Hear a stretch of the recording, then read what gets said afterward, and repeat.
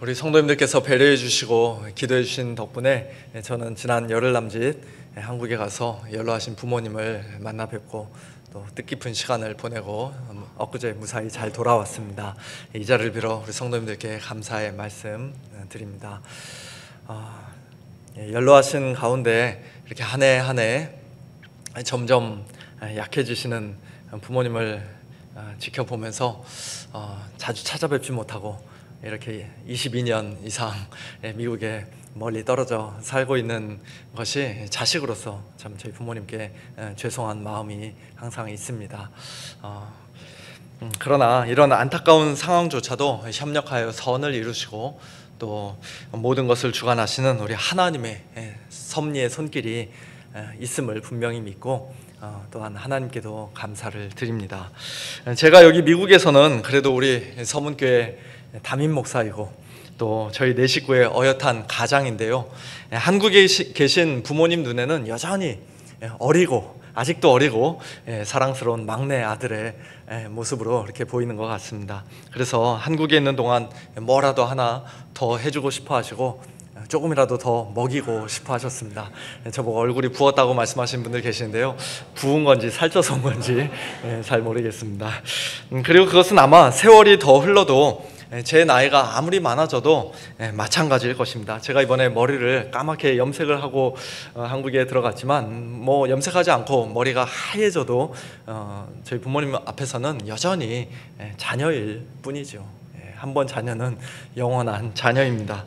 현실적으로는 불가능한 일이지만 제가 설령 뭐 미국의 대통령이 된다 할지라도 아이고 대통령님 오셨습니까? 그러면서 부모님이 제 앞에서 그렇게 굽신거리실 일은 없을 것입니다. 그런 면에서 오늘 예수님의 말씀은 상당히 충격적입니다. 당시 유대 사회에서는 그리스도가 다윗의 자손, 곧 다윗의 아들이요 다윗의 후손으로 오실 것이라는 사실이 상식처럼 받아들여지고 있었습니다. 구약 성경의 전문가요 율법학자인 서기관들도 그리스도를 다윗의 자손이라 그렇게 백성들에게 가르쳤습니다. 어찌하여 서기관들이 그리스도를 다윗의 자손이라 하느냐라는 35절 예수님의 말씀은 그리스도가 다윗의 자손이 아니다라는 뜻이 아니라 다윗의 자손 그 이상이라는 뜻입니다. 즉 그리스도는 다윗의 자손이실 뿐만 아니라 다윗의 주님도 되신다라는 사실을 가르쳐 주시기 위해 예수님은 시편 110편 1절 말씀을 인용하시며 사람들에게 이렇게 질문하십니다. 다윗이 성령에 감동되어 친히 말하되 주께서 내 주께 이르시되 내가 내 원수를 내 발 아래에 둘 때까지 내 우편에 앉았으라 하셨도다 하였느니라. 다윗이 그리스도를 주라 하였은즉 어찌 그의 자손이 되겠느냐. 예수님의 이 말씀을 통해 우리는 먼저 예수님께서 성경을 어떻게 바라보셨는지를 분명히 알 수 있습니다. 오늘날 소위 자유주의 신학자들이나 비평학자들은 성경을 그저 고대 문헌들 중에 하나쯤으로 여깁니다. 시편 110편도 다윗과는 아무 관련이 없는 훨씬 후대에 누군가가 쓴 시일 뿐이라고 주장합니다. 그러나 예수님은 그렇게 말씀하지 않으셨습니다. 다윗이 성령에 감동되어 친히 말하되, 예수님께서는 시편 110편이 인간 다윗의 말인 동시에 성령의 감동으로 기록된 하나님의 말씀이라고 분명히 가르쳐 주셨습니다. 히브리서 3장에서도 히브리서 저자는 시편 95편을 인용하며 성령이 이르신 것이라고 증거합니다. 성경에 기록된 것은 곧 성령이 이르신 것이라는 말씀입니다. 그렇습니다. 우리는 모든 성경이 하나님의 감동으로 된 것이며 성경의 모든 예언은 그저 사람의 뜻으로 낸 것이 아니라 오직 성령의 감동하심을 받은 사람들이 하나님께 받아 말한 것임을 분명히 믿습니다. 아멘이지요. 그것이 바로 우리 주님이신 예수님의 성경관이고 2000년 전 사도들의 성경관이었으며 오늘 저와 여러분의 성경관이 되어야 할 것입니다. 성경이 만일 성령의 감동으로 쓰인 하나님의 말씀이 아니라면 그저 사람들이 짜집기해서 만들고 꾸며내서 만든 책에 불과하다면 우리는 삼위 하나님에 대해서도 우리 자신에 대해서도 아무것도 올바르게 알 수 없습니다. 예수님을 참되게 믿을 수도 없고 구원에 대한 확신도 가질 수 없습니다. 그러므로 우리는 성경에 대해서 스스로 전문가인 척하며 이러쿵저러쿵 말하는 사람들의 가르침이 아니라 무엇보다도 예수님의 가르침에 언제나 귀를 기울이고 우리 주님의 말씀을 즐겁게 들어야 할 것입니다. 다윗이 성령에 감동되어 친히 말한 것이라고 예수님께서 말씀하며 인용하신 시편 110편 1절 그 말씀은 구약 전체를 통틀어 신약 성경에 가장 많이 인용된 구절입니다. 복음서들을 비롯하여 사도행전과 여러 서신서들에 무려 30번이 넘게 직접적으로 또는 간접적으로 인용이 되었습니다. 그만큼 이 말씀이 중요하다는 것입니다. 시편 110편 1절 말씀은 이렇습니다. 여호와께서 내 주에게 말씀하시기를 내가 내 원수들로 내 발판이 되게 하기까지 너는 내 오른쪽에 앉아 있으라 하셨도다. 이 말씀은 원래 히브리어로 기록되어 있었는데요. 마가복음 12장 36절에서 예수님은 이 구절을 이제 헬라어로 번역하여 인용하시며 이렇게 말씀하셨습니다. 주께서 내 주께 이르시되 내가 내 원수를 내 발 아래에 둘 때까지 내 우편에 앉았으라 하셨도다. 그 두 구절을 우리가 비교해 볼 때 주께서 내 주께 이르시되 라는 말씀에서 첫 번째 주는 여호와 하나님을 가리키는 표현이고 두 번째 주, 내 주는 다윗의 주님이요 또 장차 오실 그리스도를 뜻하는 말씀이라는 사실을 우리가 알 수 있습니다. 예수님의 질문은 단순합니다. 다윗이 장차 오실 그리스도를 가리켜 나의 주님이라고 불렀고 그분이 여호와 하나님의 우편에 앉아 온 세상을 다스리시며 모든 원수를 발로 밟고 승리하실 분이라면 어떻게 그런 분이 단순히 다윗의 자손에 불과할 수 있겠느냐는 것입니다. 다윗보다 훨씬 큰 분이 아니겠느냐? 인간적으로 단순히 좀 더 크고 높은 정도가 아니라 실제로는 하나님과 동등하신 분이 아니겠느냐? 신성을 가지신 분이 아니겠느냐라고 예수님께서 질문하신 것입니다. 비록 질문의 형식을 띠기는 했지만 사실은 예수님께서 바로 자신이 그분이라는 사실을 명백히 밝히신 것이죠. 그렇습니다. 예수님은 단순히 다윗의 자손에 불과한 분이 아닙니다. 당시 이스라엘 백성들이 오랫동안 기다리고 고대하던 정치적이고 군사적인 메시아 겨우 그 정도에 불과한 분이 아닙니다. 예수님은 육신으로는 분명 다윗의 자손으로 다윗의 혈통으로 다윗의 아들로 이 땅에 오셨지만 신성으로는 다윗의 주님이시요 하나님의 아들이십니다. 참 하나님이십니다. 사도 바울도 로마서 1장 3절 4절에서 성령의 감동으로 이렇게 분명히 말씀합니다. 그의 아들에 관하여 말하면 육신으로는 다윗의 혈통에서 나셨고 성결의 영으로는 죽은 자들 가운데서 부활하사 능력으로 하나님의 아들로 선포되셨으니 곧 우리 주 예수 그리스도시니라. 사랑하는 성도 여러분, 우리는 단순히 인간 예수를 존경하고 그분의 삶을 본받으며 그 발자취를 따르려 하는 사람들이 아닙니다.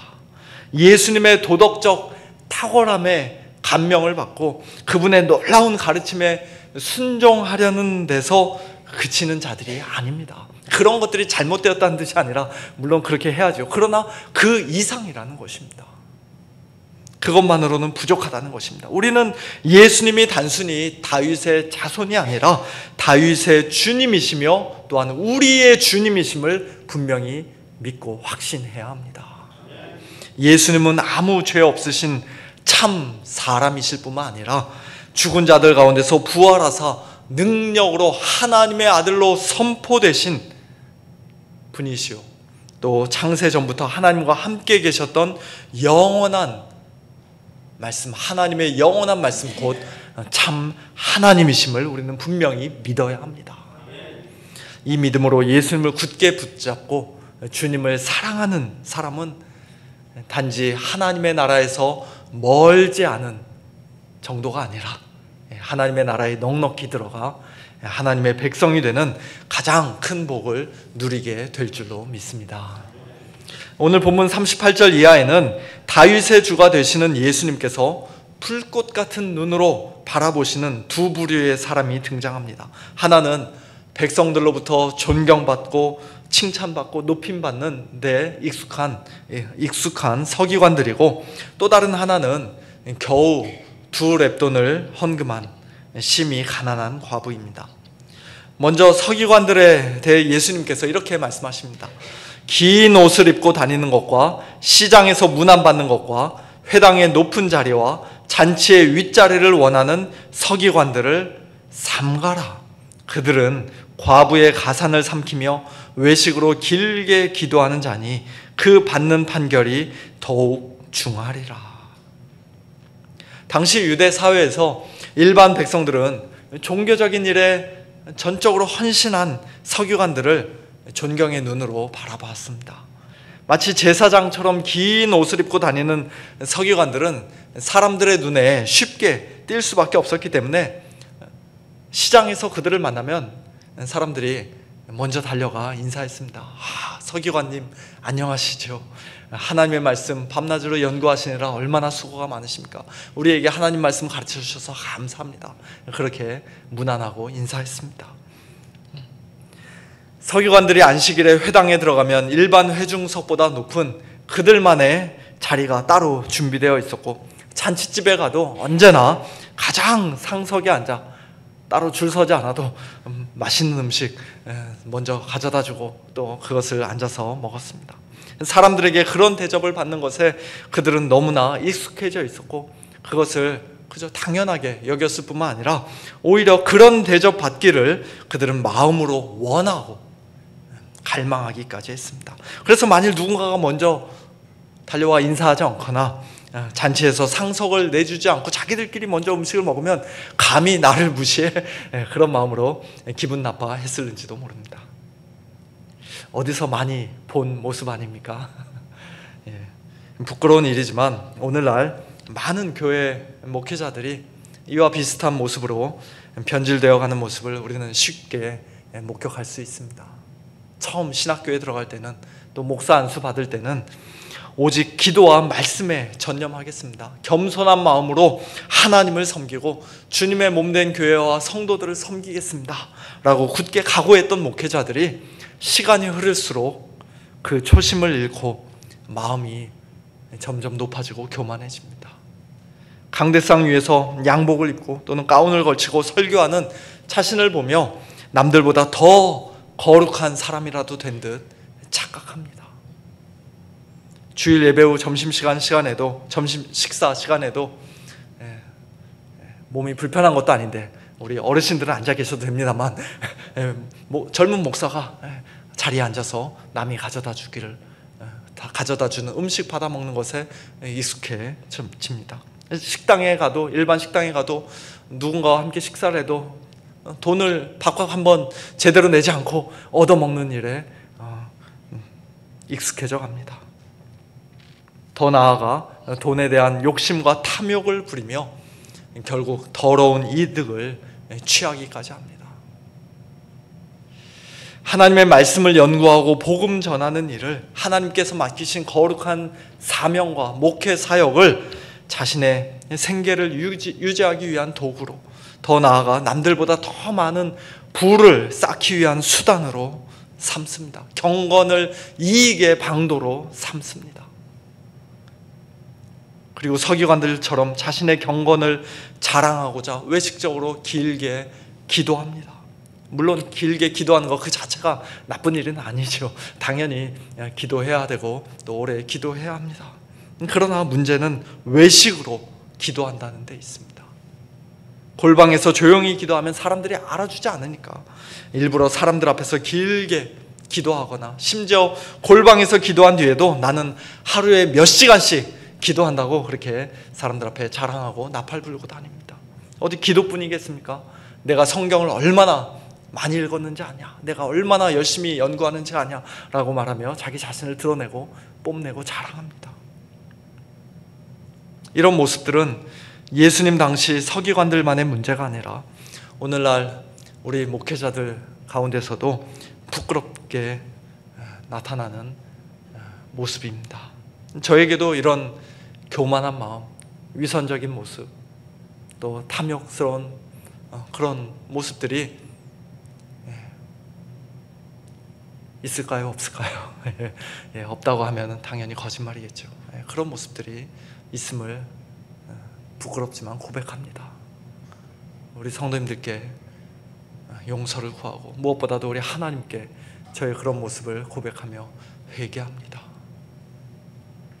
그리고 만일 이런 모습이 저나 우리 교회 목회자들에게서 드러날 때마다, 성도님들이 그런 모습을 보실 때마다 우리 성도님들께서는 저희들을 불쌍히 여기는 마음으로 기도해 주시고 또 언제든지 말씀해 주시기를 부탁드립니다. 목사님, 그러시면 안 됩니다.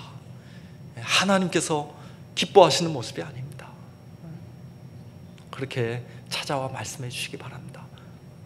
그래도 말을 듣지 않고 끝까지 그런 죄악된 모습을 고집하면 오늘 예수님께서 그런 서기관들을 삼가라고 말씀하신 것처럼 여러분도 저희들을 삼가고 멀리 하셔야 할지도 모르겠습니다.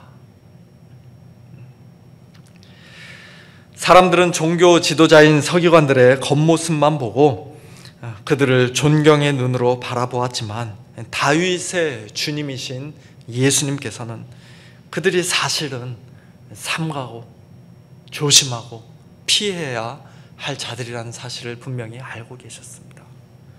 뿐만 아니라 그들이 하나님 앞에서 장차 받게 될 판결이 일반 백성들보다 훨씬 더 크고 무거울 것이라고 경고하며 말씀하십니다. 누가복음 12장에서도 예수님께서 이렇게 말씀하십니다. 주인의 뜻을 알고도 준비하지 아니하고 그 뜻대로 행하지 아니한 종은 많이 맞을 것이요 알지 못하고 맞을 일을 행한 종은 적게 맞을 것이라. 무릇 많이 받은 자에게는 하나님께서 많이 요구할 것이요 많이 맡은 자에게는 많이 달라 할 것이라. 많이 받았으면 그만큼 책임이 무겁다는 것입니다. 야고보서 3장 1절에서 야고보도 동일하게 말씀합니다. 내 형제들아, 너희는 선생된 우리가 더 큰 심판을 받을 줄 알고 선생이 많이 되지 말라. 할 수 있으면 선생이 되려고 하지 마라.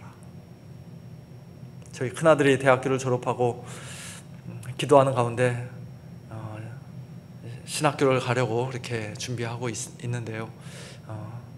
이 말씀을 들려줘야 할 것 같습니다. 할 수 있으면 되려고 하지 마라. 하나님께서 부르신 것이 참 영광스럽고 감사한 일이지만 그러나 그 자리가 얼마나 무겁고 얼마나 책임이 막중한 자리인지 분명히 알고 가라. 오늘날 교회 목회자들이 받은 사명이 얼마나 귀하고 영광스러운 것인지 우리는 잘 알고 있습니다. 그러나 그 사명을 제대로 감당하지 못할 때 받게 될 판결과 심판이 더욱 크고 무겁다는 사실도 반드시 기억하는 가운데 우리 모두 다 끝까지 정신을 바짝 차리고 겸손함과 진실함으로 또 성령의 능력과 충만함을 힘입어 하나님께서 맡기신 귀한 사명을 잘 감당하는 자들이 되기를 바랍니다. 특별히 우리 교회 모든 목회자들과 또 직분자들이 그러한 자들이 되기를 예수님의 이름으로 축원합니다. 예수님께서 주목하신 두 번째 부류의 사람은 성전 헌금함에 2렙돈을 드린 어느 가난한 과부였습니다.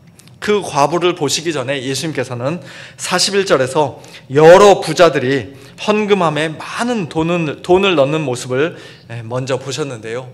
이 부자들은 앞서 예수님께서 삼가라고 하신 서기관들과 본질적으로 크게 다르지 않은 부류였을 가능성이 큽니다. 물론 그들의 많은 헌금이 무조건 다 위선적인 행위였다고 우리가 단정 지을 수는 없지만 그들은 다 그 풍족한 중에서 넣었다라고 말씀하신 44절 예수님의 말씀 속에는 하나님을 향한 그들의 온전한 신뢰와 헌신이 부족했다는 일종의 책망이 담겨 있다고 볼 수 있습니다. 당시에는 지폐라는 개념 자체가 아예 없었기 때문에 성전 헌금함에는 모두 동전으로만 헌금할 수 있었습니다. 유대인들이라면 남녀노소 누구든지 오갈 수 있는 성전 뜰에서, 소위 여인의 뜰이라고 불리는 그 성전 뜰 한복판에서 부자가 많은 돈을 헌금하면 그 쏟아지는 동전 소리로 인해 아주 엄청난 소리가 났겠죠. 그 소리로 인해 사람들의 시선이 부자에게로 한꺼번에 몰렸을 것입니다.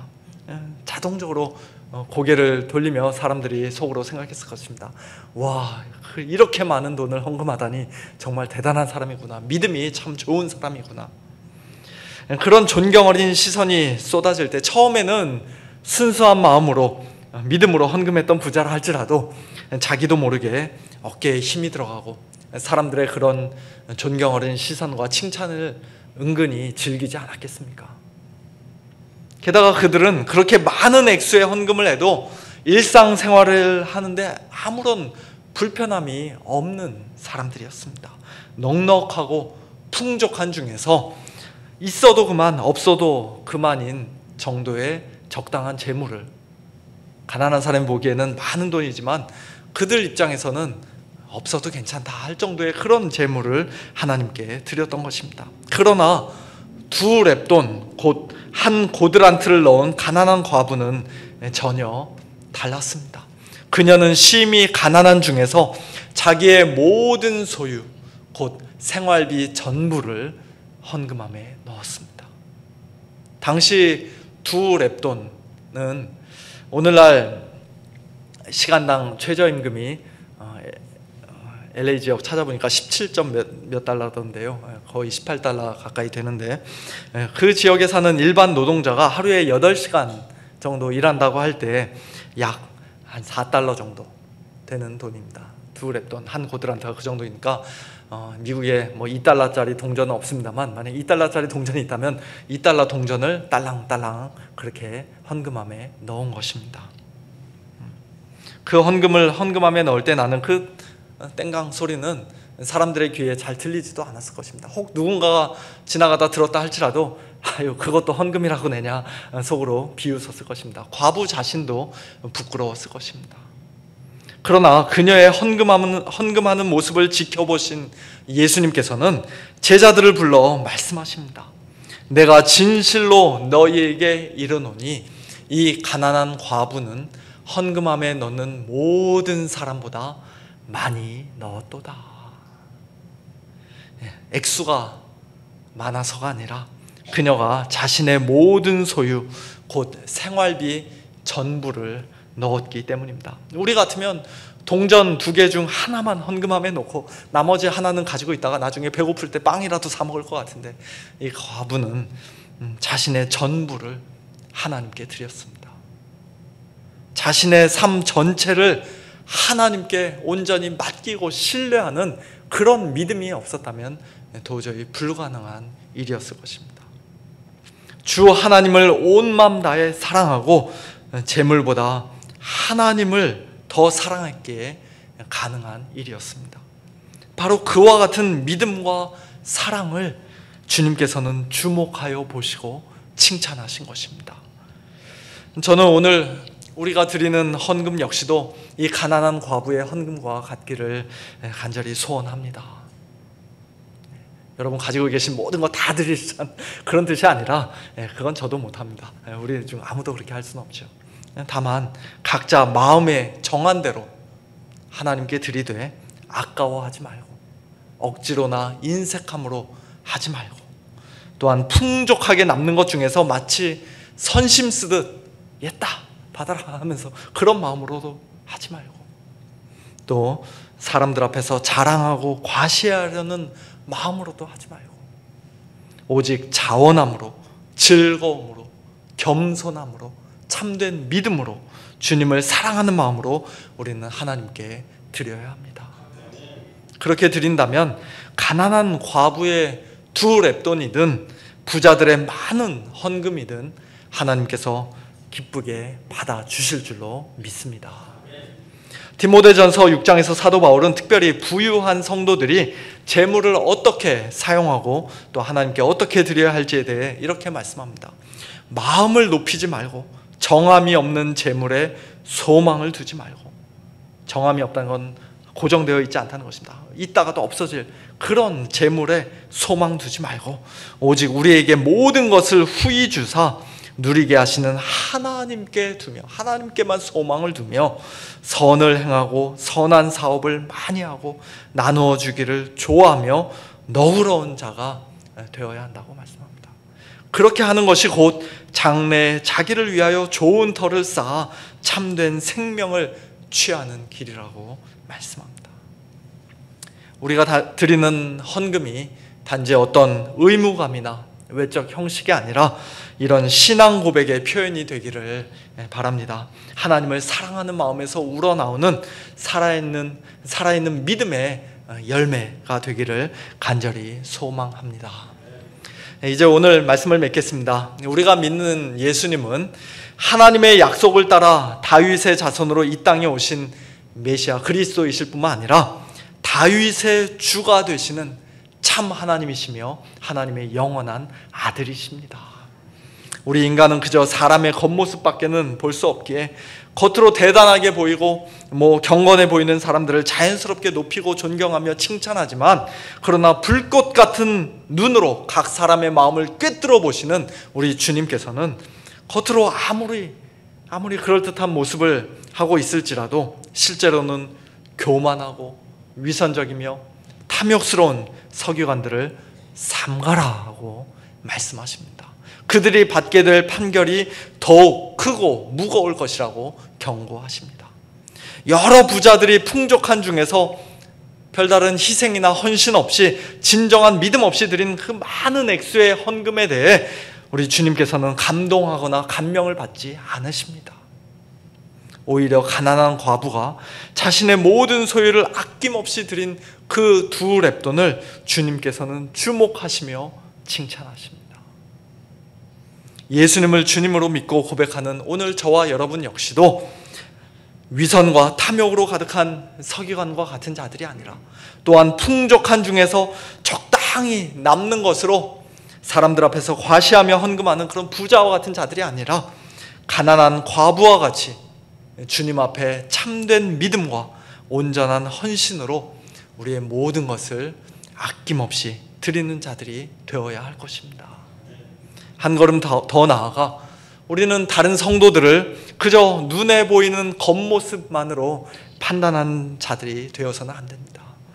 사람의 중심을 보시는 예수님을 본받아 우리도 참된 믿음을 가진 가난한 성도들을 더욱 귀히 여길 수 있어야 합니다. 야고보서 2장에서 야고보는 우리에게 이렇게 말씀합니다. 내 형제들아, 영광의 주 곧 우리 주 예수 그리스도에 대한 믿음을 너희가 가졌으니 사람을 차별하여 대하지 말라. 만일 너희 회당에 금가락지를 끼고 아름다운 옷을 입은 사람이 들어오고 또 남루한 옷을 입은 가난한 사람이 들어올 때에 너희가 아름다운 옷을 입은 자를 눈여겨보고 말하되 여기 좋은 자리에 앉으소서 하고, 또 가난한 자에게 말하되 너는 거기 서 있든지 내 발등상 아래 앉으라 하면 너희끼리 서로 차별하며 악한 생각으로 판단하는 자가 되는 것이 아니냐. 내 사랑하는 형제들아, 들을지어다. 하나님이 세상에서 가난한 자를 택하사 믿음에 부요하게 하시고 또 자기를 사랑하는 자들에게 약속하신 나라를 상속으로 받게 하지 아니하셨느냐. 아멘. 우리 교회가 이 말씀처럼 가난한 성도들, 연약한 성도들을 더욱 귀히 여기고 진심으로 사랑하는 성숙한 믿음의 공동체가 되기를 소망합니다. 예수님 예배당 안에서 눈에 잘 띄는 몇몇 성도들만 챙기고 사회적으로 성공했거나 재정적으로 여유 있는 성도들만 우대하는 그런 교회가 아니라 외롭게 앉아있는 이들, 말없이 고통받는 이들, 조용히 눈물 흘리는 이들, 하나님 앞에 탄식하며 기도하는 이들, 그 한 분 한 분을 주님의 눈으로 바라보고 주님의 마음으로 품고 그들의 고통과 외로움에 진심으로 공감하며 함께 기도하고 함께 울어줄 수 있는 그런 교회가 바로 주님의 기뻐하시는 교회, 주님을 기쁘시게 해드리는 교회인 줄로 믿습니다. 마지막으로 오늘 마가복음 12장 본문 말씀 속에서 우리는 다시 한번 복음을 듣게 됩니다. 그것은 다윗의 주님이신 예수 그리스도께서 가장 높고 가장 풍족하신 분께서 서기관들과는 달리 가장 겸손하고 진실하고 순결하신 모습으로 우리에게 찾아오셨다는 사실입니다.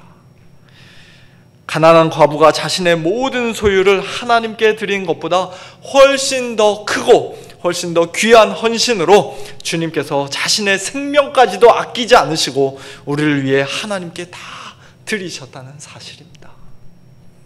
자신의 모든 것을 주님께서는 온전히 내어주시고 십자가에서 우리를 위한 대속의 제물이 되어주셨습니다.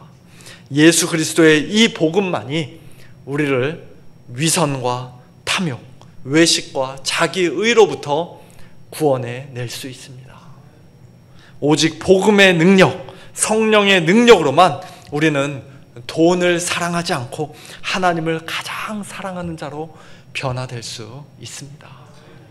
이 복음에 굳게 서서 날마다 믿음으로 승리하며 주님을 기쁘시게 해드리는 복된 저와 여러분, 우리 모두가 될 수 있기를 예수님의 이름으로 축원합니다.